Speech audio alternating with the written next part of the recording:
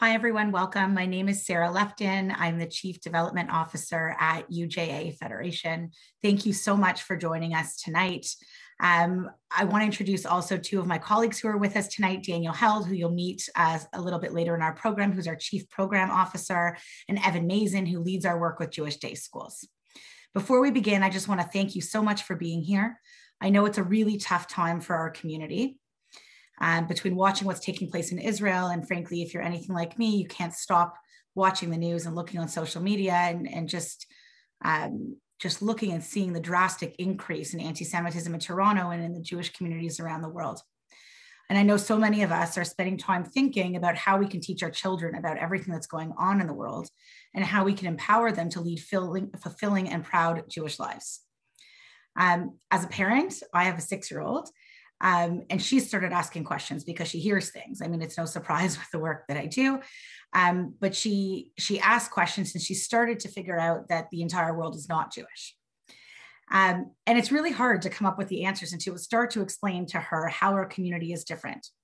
But I will say she's at a day school. She has had a phenomenal experience. And I'll say that it's been really different having her grow up as part of such a strong Jewish community at a day school at such an early age, and watching the impact that it's had on her identity, especially now when there are questions being asked. She has a sense of security and belonging that I'm not sure she would have otherwise. She's part of a system of people who can answer the questions and who she can grow up with. So it really, I think now more than ever, is just an interesting time to be a family at a day school.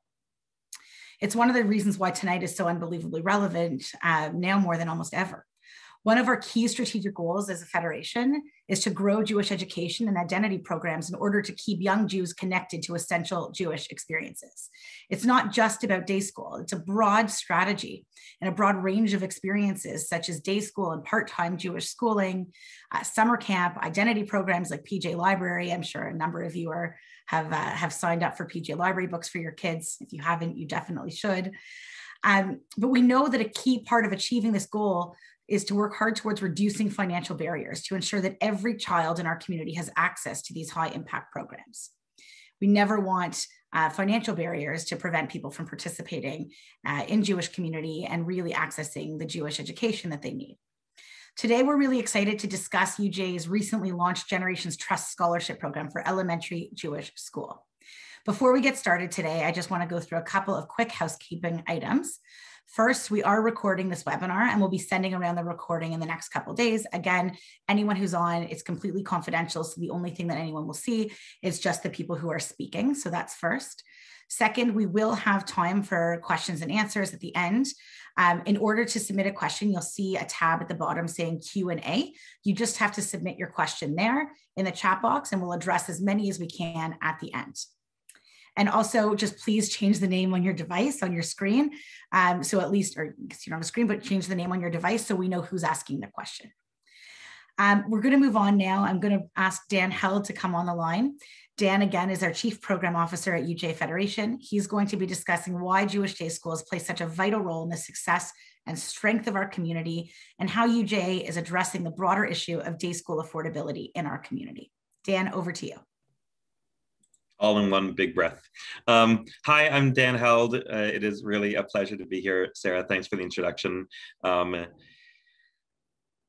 I grew up in Toronto, and for a while, my wife and I lived in New York, and we moved back to Toronto. And there are lots of reasons why we came back. I mean, we certainly came back because our parents, our kids' grandparents were here. But we also came back, I think, because of the quality of day school education.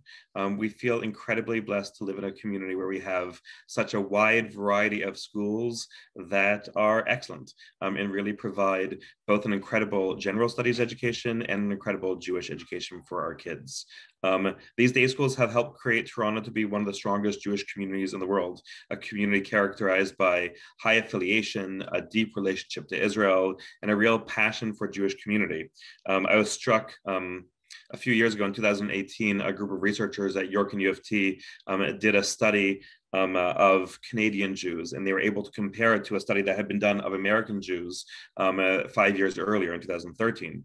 And they said that Canada is a distinct society. I mean, that's, I know, a Quebec term, but there is a certain piece of Canadian exceptionalism when it comes to a Jewish community, they say. And they say that one of the reasons, because of one of the things that contributes to that is the fact that we have incredible Jewish day schools.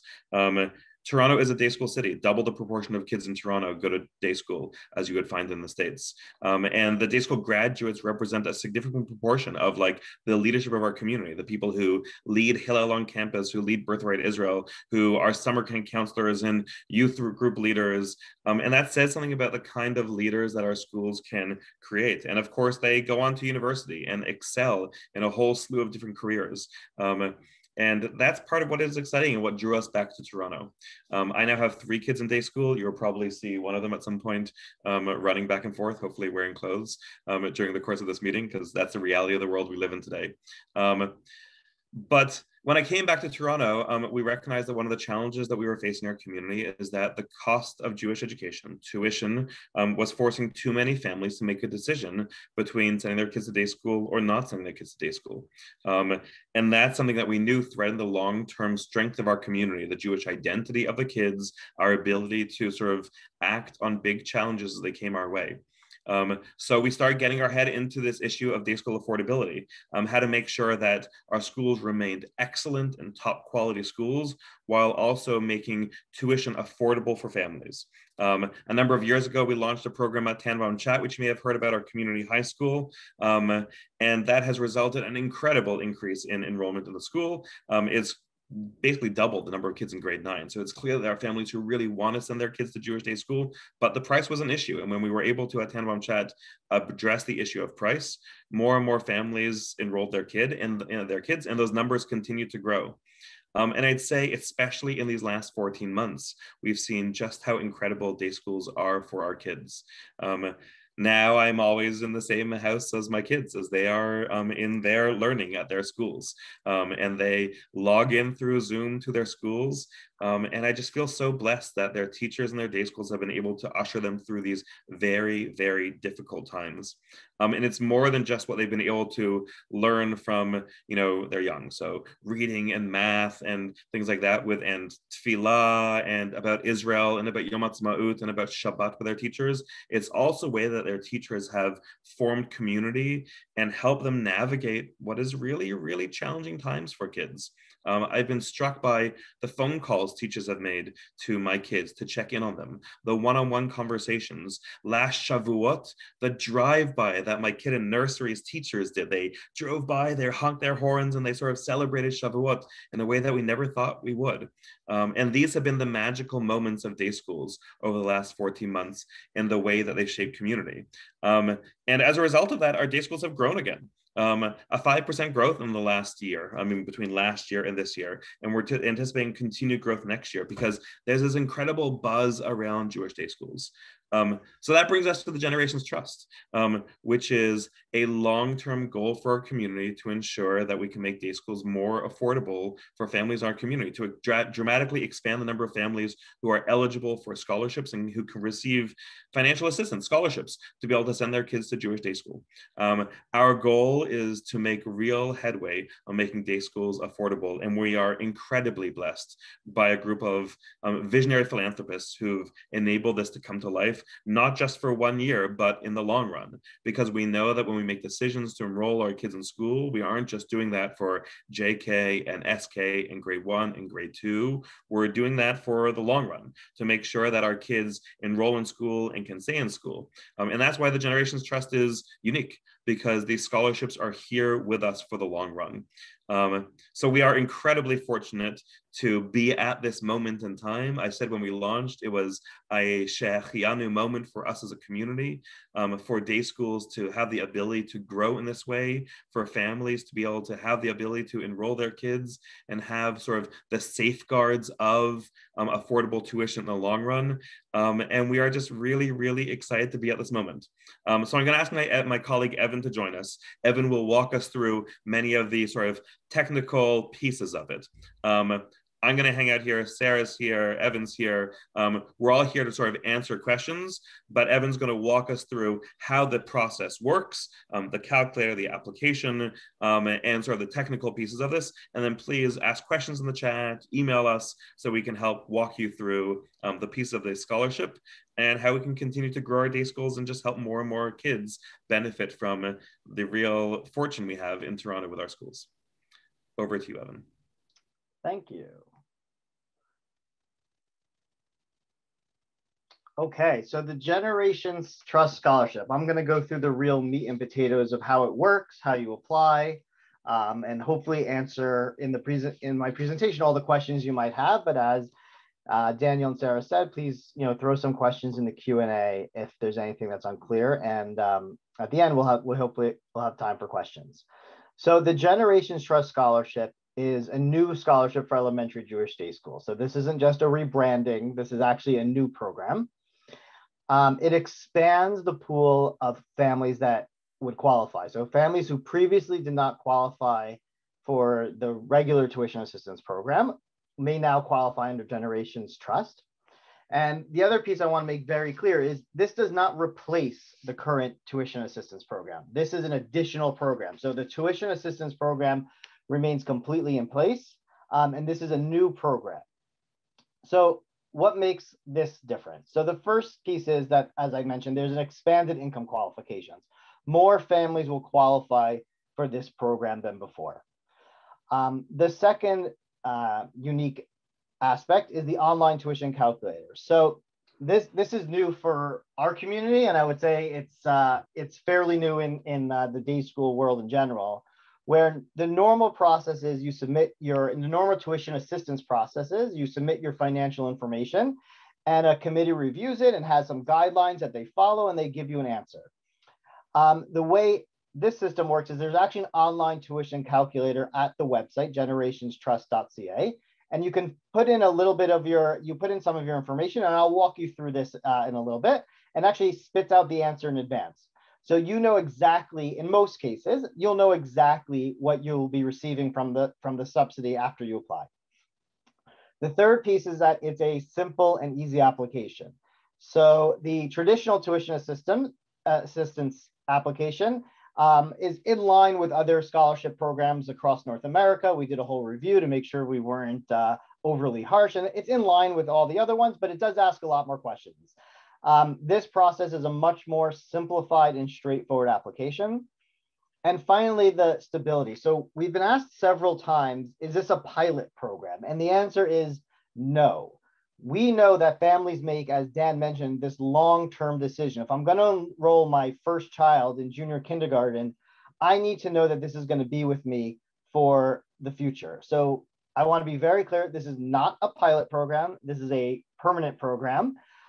If there are ever changes in the future, it will be for new entrants to the system. So once you're in, you're in. We will not pull this program from you. We have lined up the funding and the funding commitments to be able to offer this for the long haul. So if you're trying to make the decision, well, will this be here for me for all my kids? The answer is yeah, for under the parameters of the program, and we will commit. We have committed that this program will be there for your family. So let's just go over the eligibility. So this Generations Trust Scholarship is for families with up to 3 children enrolled in junior kindergarten through grade 8. So I'll say that again, it's for up to 3 children in junior kindergarten through grade 8. That is the parameter, that is the kind of family profile under which you qualify for assistance.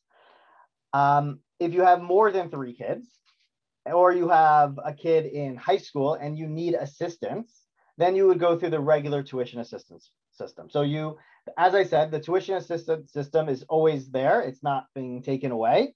And if you fall outside of these parameters, you would just apply through that system. There are, when we say UJA funded Jewish day school, there are 9 elementary schools or JK through grade 8 schools.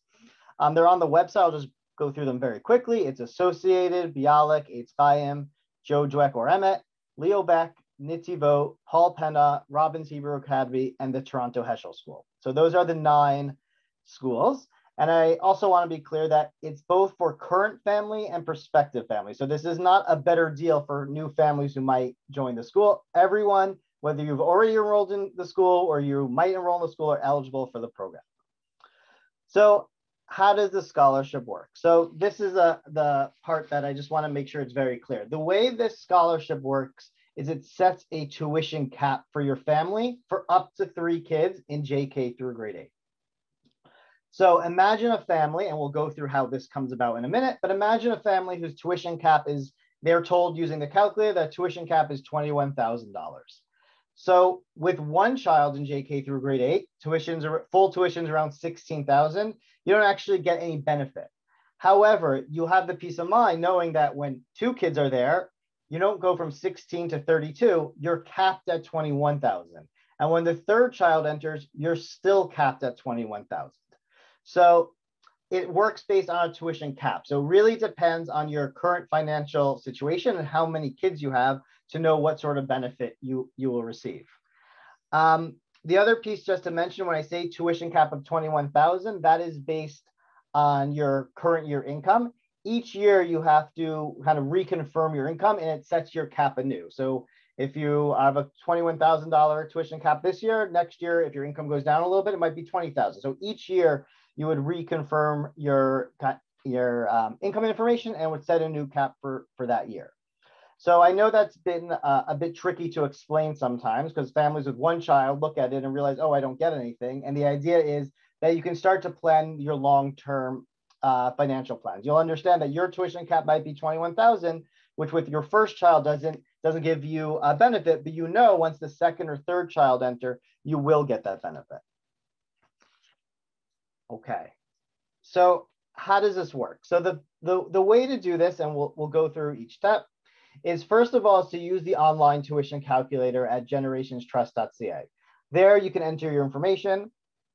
In most cases, it will tell you your tuition cap. You can then apply to the Jewish elementary school of your choice and apply for the Generations Trust Scholarship. You don't need to apply for the best route is to apply for the Jewish elementary school first before the Generation Scholarship. But you don't need to. If you want to apply directly for the Generation Scholarship because you want to get the peace of mind that knowing that you're approved, then you can do that. Just your school may not know who you are when we send them the information about your subsidy. But it really doesn't matter which way you do it. But the point is use the online tuition calculator and then go directly and register your kids for school and apply for the Generations Trust Scholarship. Those are the 2 next steps. Okay, so this is the online calculator at generationstrust.ca. You will see that there are 8 questions, 4 of which are yes or no. So this is not, I hope, too onerous to put together. You'll need a few pieces of information. The first one is line 10100 from your T1 tax return. That's your employment income from your salary.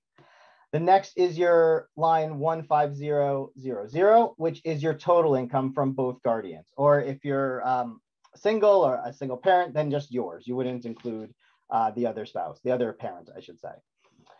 The next question is how many children do you have attending a UJ-funded Jewish day school in JK through grade 8? As I mentioned, it's only up to 3. So if you choose 4 or more, it will give you the answer that you should apply for tuition assistance.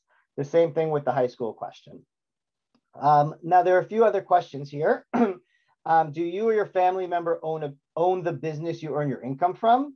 Do you own property other than your home residence? What is the total value of investments? And do you have any other supplemental income? So I want to be very clear. If you answer yes to any of those questions, that does not mean you do not qualify. You can still qualify. It just means we need to ask some follow-up questions. So the example I've given or someone said to me is Elon Musk was getting divorced a few years ago and his official income was like $60,000, even though he owned, he owned the business and he was certainly not only worth $60,000. So if you own your own business, we do just need some more information, but you absolutely can still qualify. And we have in fact already approved families who have applied that own their own business. And the same thing with properties other than your home residence. If you own, dozens of investment properties, I'm sorry, you would not qualify, but There have been, situations where they own, grandkids all own a piece of a family cottage, which is, something we would absolutely approve. So I just want to be clear, we do ask these questions, but it does not mean you do not qualify. Okay, let's just go through a basic example. So the example we gave before of a $21,000 cap. So this family earns $177,000 of employment income and $180,000 total. So maybe they earn some interest or something else in there. They have 3 children in JK through grade 8, no kids in high school, don't own their own business, don't own any other property, have a little bit of savings. I want to be also very clear when we ask about your value of your investments, you do not need to include the value of your home, RSPs or RESPs. Those are completely exempt from this question. So only answer for things outside of those vehicles and no supplemental income. So in this case, it's very straightforward. You would get an answer of $21,000. That is your tuition cap. The next situation I put in here is a family earning $90,000 with 4 kids. So in this situation, it actually says, based on the information you provided, you should apply for the regular tuition assistance system. So we built the calculator so anyone can use it and then be directed to where the program that's right for them.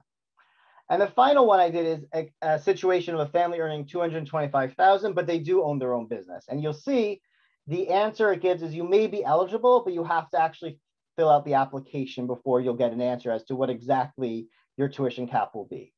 So again, it does not mean you don't qualify, but it does mean you have to apply. Okay, so what does that mean to apply? So the way to apply is you go to ujacommunityscholarships.ca. You'll set up an account, you'll just follow the prompts, and you'll see that there's something called the Generations Trust Scholarship, and you would click create a new financial profile. So as you can see, it asks for the same employment and total income questions as the calculator. It asks you to just upload your tax information, so your T1 tax return and your notices of assessment. Basically just to verify your answers to these questions. So we're just looking to make sure that the information you gave on these questions actually matches your tax returns.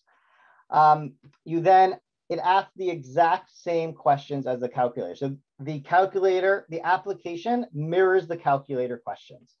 So do you own your own business? Do you own other property? If you answer yes to either of those, I don't have the example here, it just asks you for some backup. So if you own your own business, it asks for the corporate tax returns. If you own additional properties, it just asks for some details. So same type of, the exact same questions, just with a follow-up to asking for some additional details.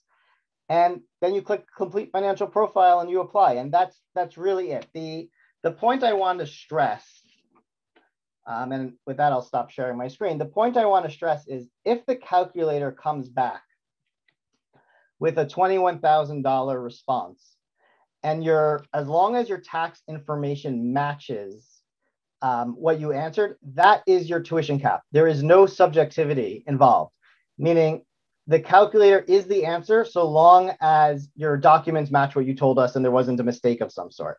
There is no, it doesn't even go to a committee. It just gets reviewed by a staff member who quickly just checks that the numbers are accurate, and that's it. If you answer yes to any of those questions and provide some more documentation, so then it goes through a quick review and you'll get an answer.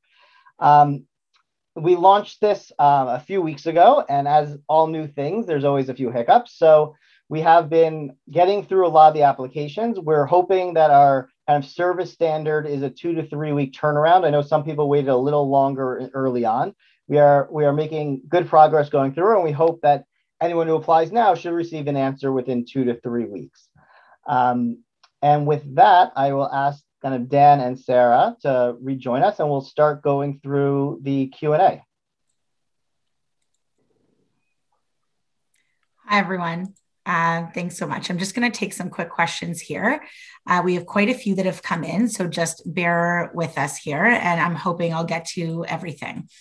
I'm going to start, give me 1 second while I take a quick look. I'm going to start just by asking, we've talked a little bit about this. This question was early on about how long the scholarship's going to last. So I think, Evan, you've addressed that. We've said this scholarship is in place moving forward. It's a long-term scholarship program. Evan, anything you need to add there, or we've covered that? No, I think we covered it. It's one of the most important design features is that people have this long line of sight. So I really wanted to stress that you can rely on this for the future. You don't have to worry that this is suddenly going to be pulled. So I just want to put that to rest because I know that's a question that a lot of people have asked. Okay. Evan, we have a couple questions here, or Evan or Dan, I'm not sure who wants to take this one. A couple questions here about the schools that are included versus not included. So it's a few questions. So I'm just going to condense them into one because they're on similar things. So how do we get to the 9 schools that are included? There are certain schools who are obviously many schools who are not included because they're not part of the 9. Do you want to maybe shed light on just some of the criteria and how we got to these 9 schools? Sure. So there are about 10,000 kids in Jewish day school in Toronto. About 7,500 are in schools which are funded by UJA. We have a set of criteria for schools to be eligible for funding, which cover a whole gamut of things. But those govern our ability to fund schools. We would love, and we're coaching schools to be able to sort of meet those criteria. But they cover a whole gamut around educational excellence, around Jewish studies, around Israel, around financial sustainability, things that sort of safeguard or provide guardrails for the school's functioning. So there are 9 elementary schools which currently meet the eligibility criteria to be funded by UJA. Thank you. Okay, so we have some technical questions here. So I think, Evan, this one's for you. Does deriving some income from a self-employed freelance practice count as owning your own business? That's a great question. So the answer is yes, that would count as owning your own business. We would have to take a look at that, but please apply. I don't want that to scare anyone off. Okay, this is a good one because I also have I have a son who's 3 years old and just had to go through this. So this person says that they have a child who just turned 3 and will start JK in 2022-23. When should they be applying to day schools? So if they're not going to be starting for not this September, September. So we will likely, we're asking everyone to apply by May 31st, first of all, for this coming year. Obviously, if you're new to Jewish day school and you only make the decision over the summer, by all means apply at that point. We're not trying to close it off to anyone. But the application will reopen probably in the late fall for the following year. So it's best just to wait till then.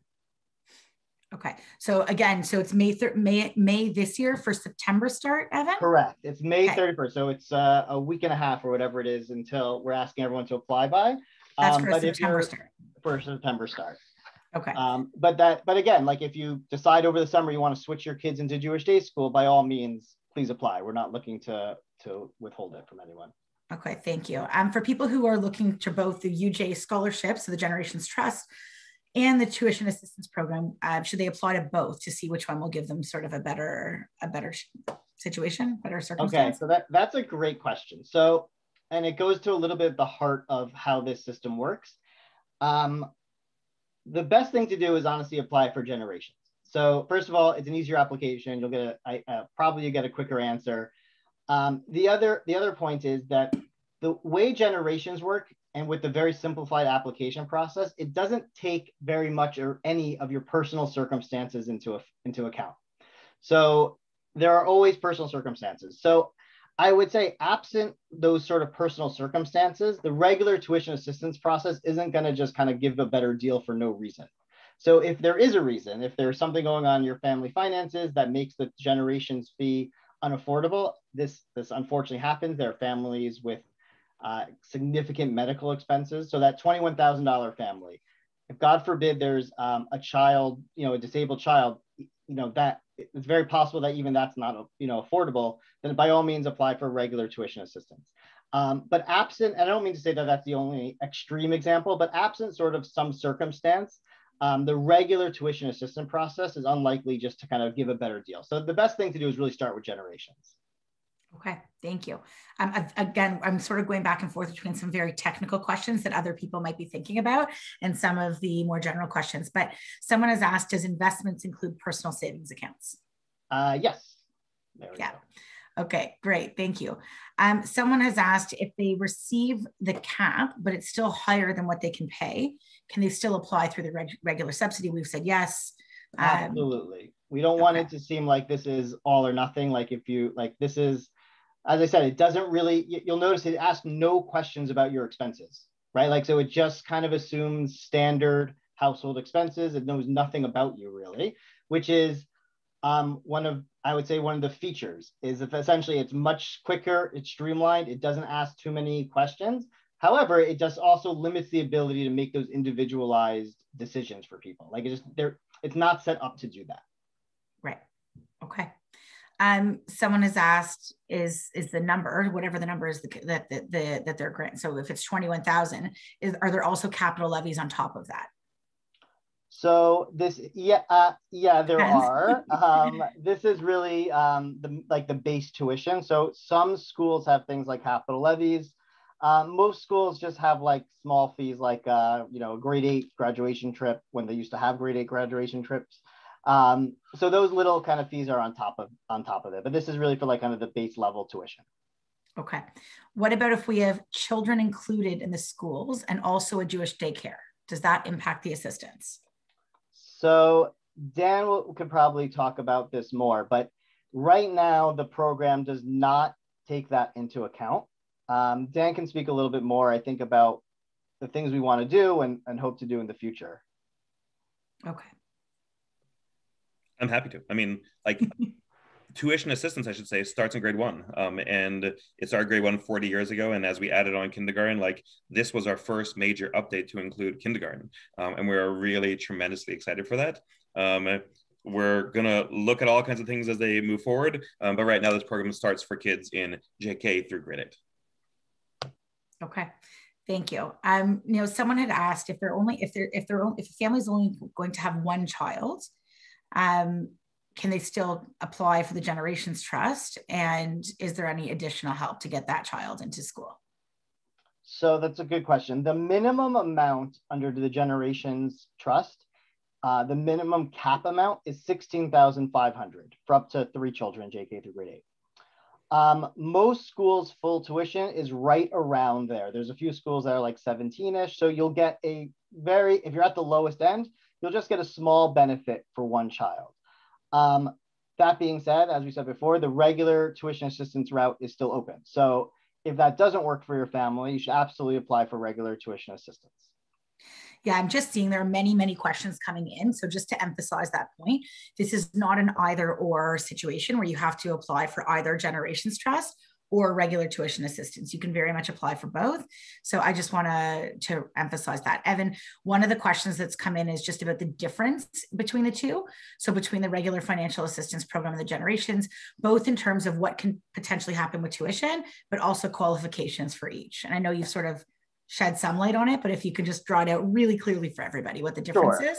So I just walked you through the Generations Trust application process and what it can give you, which is essentially a tuition cap based on your income for up to 3 kids in JK through grade 8. The regular tuition assistance process, first of all, includes high school.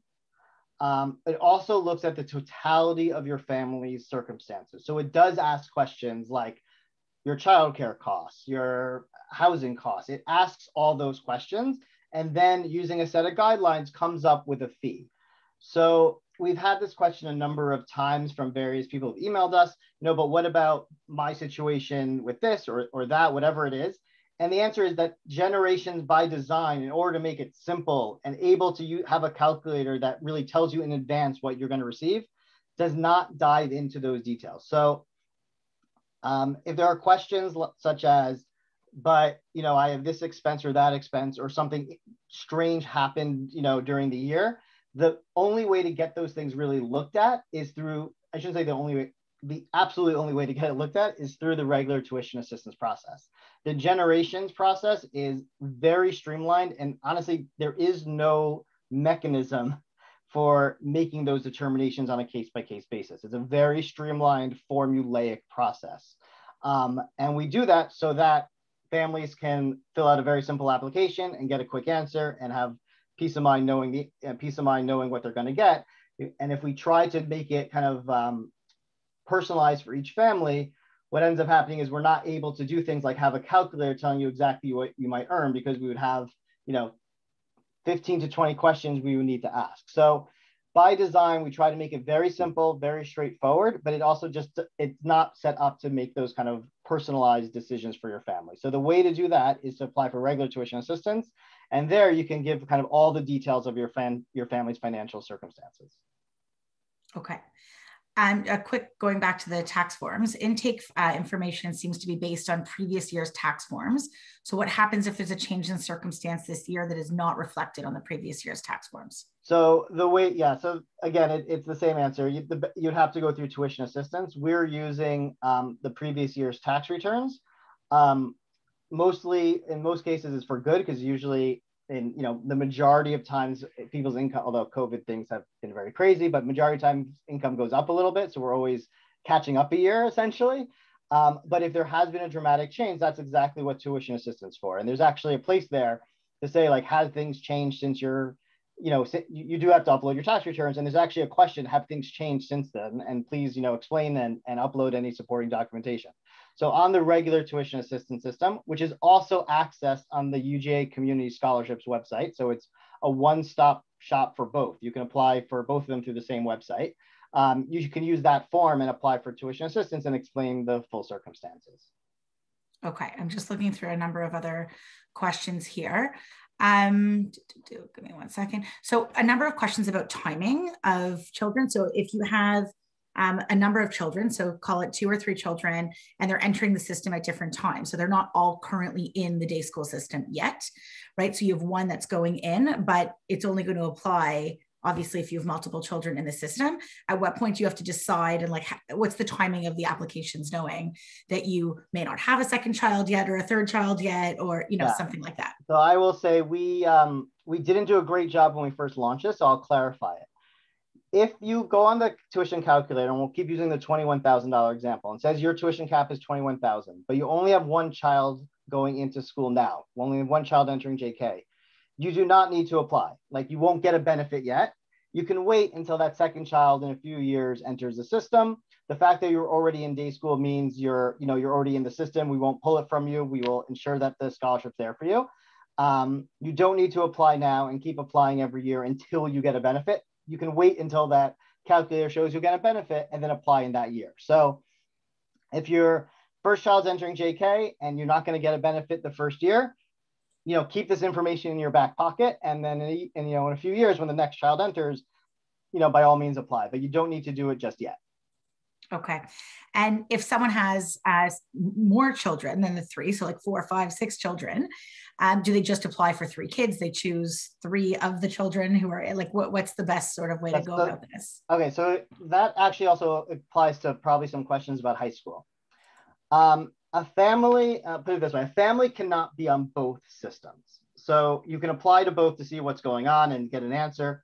But as a family, you cannot receive assistance from both the Generations Trust and kind of the regular tuition assistance route.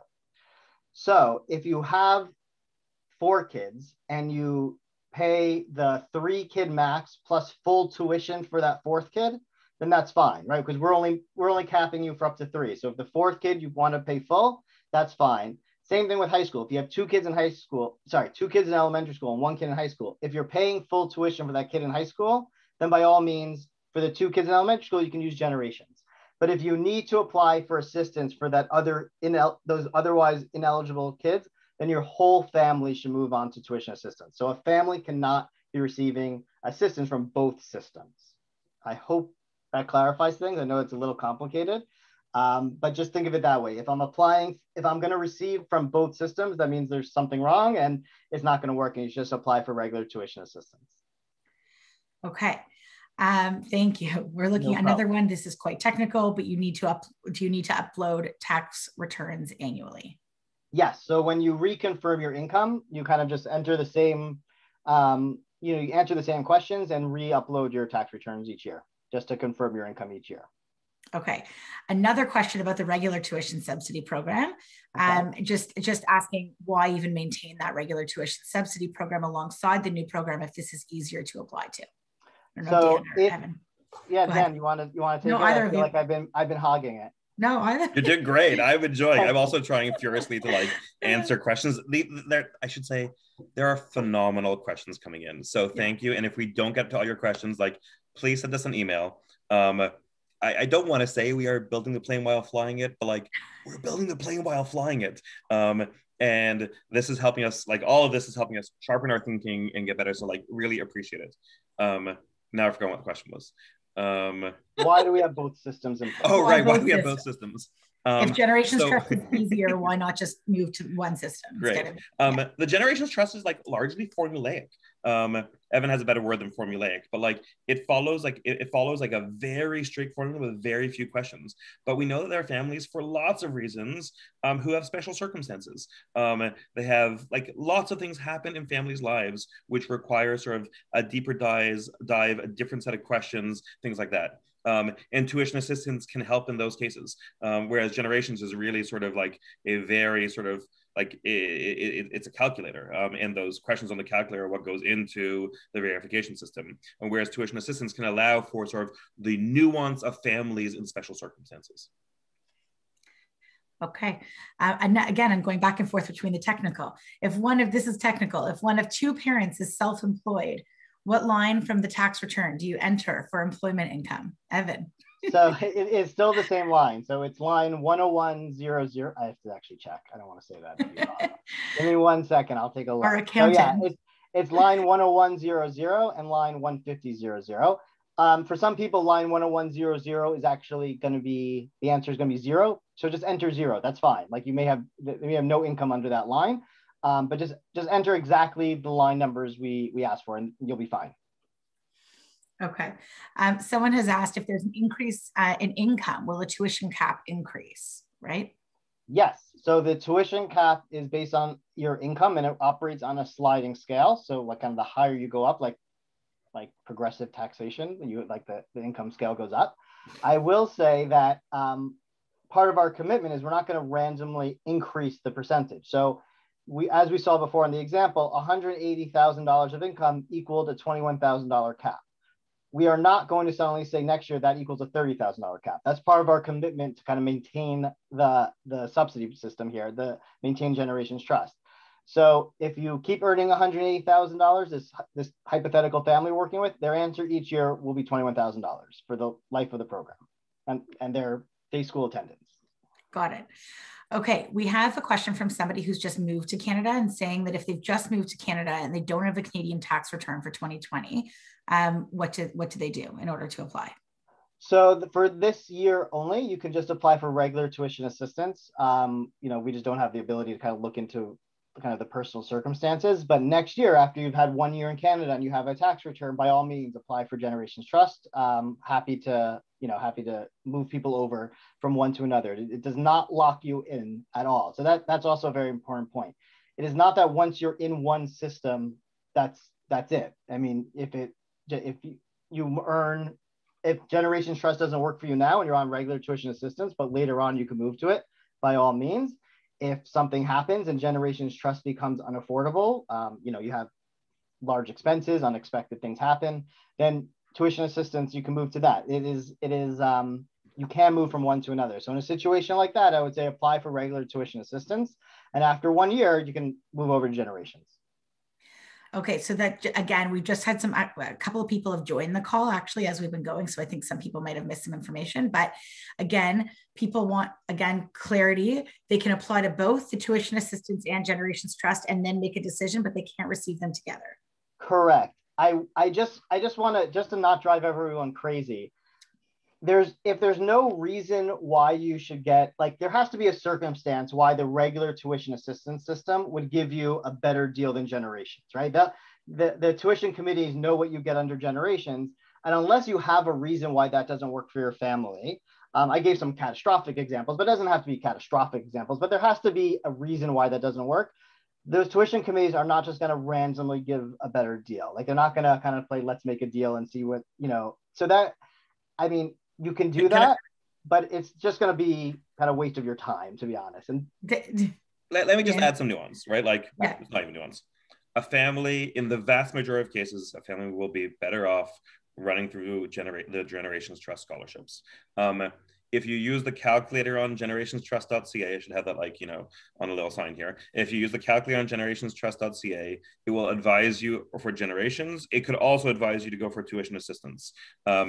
our recommendation would be to apply for generations. If there's a reason in the application for generations why you might be better off in tuition assistance, you'll be channeled towards that. But my recommendation would be, I'm looking at Evan to verify, but like that in the vast majority of cases, unless there's special circumstances, you're better off to generations, and that should be the starting point. Absolutely. Sorry, I should have said that. You should absolutely go to generations unless you have special circumstances. We don't physically stop you from applying to both, but honestly, it's just going to be kind of an administrative hassle for you and the committee, and won't really do anything for you.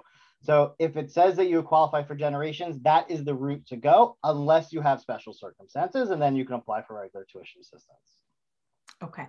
I did get a question about somebody who's asking if a child needs to leave the school mid-year, so you have to pull out a child from the school mid-year for any reason at all, will that year's assistance be revoked, and at what point, even if it's elective, that the parents are choosing to withdraw a child? What happens then? So that is the first time I've gotten that question. I would say that we would match whatever the school's policies are. Schools have tuition contracts. I just signed mine. I was very late in signing mine. Don't tell the school. But schools have tuition contracts which include scholarships and things like that. And every school has sort of a different set of policies around that. So just make sure you read your tuition contracts, that you understand it and are in line with it. Great.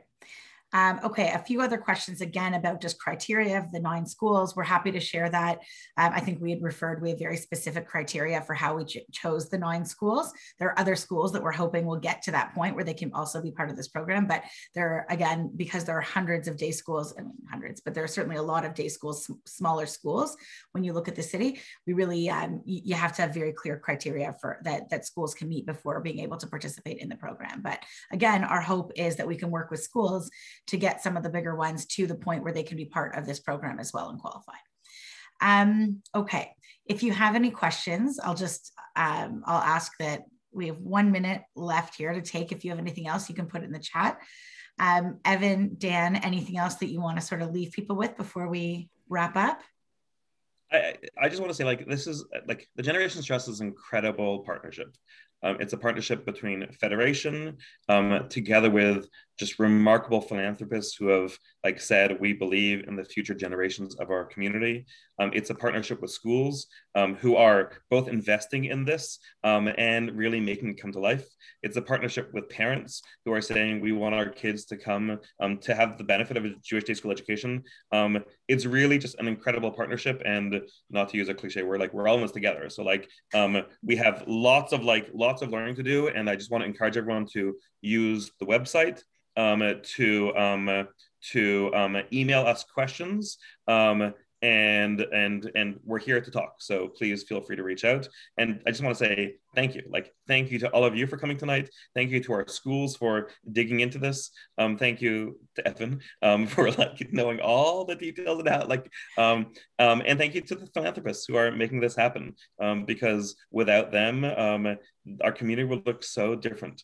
So we really, really are blessed. And if we haven't responded to your questions, email us, because we will. Yeah, absolutely. So please email us. I'm just going to look at it's info@generationstrust.ca. So please feel free it's right there. So you can, instead of www, just info@generationstrust.ca, and we will make sure to get back to you with an answer. Thank you so much for joining us tonight. Just a quick reminder that you have until May 31st to submit the application for this coming September. So just another reminder, please, please, please don't miss that deadline for this coming year. And you can visit generationstrust.ca to get started with the online calculator. Thanks so much for coming. And we hope to see you soon. Thanks, everybody.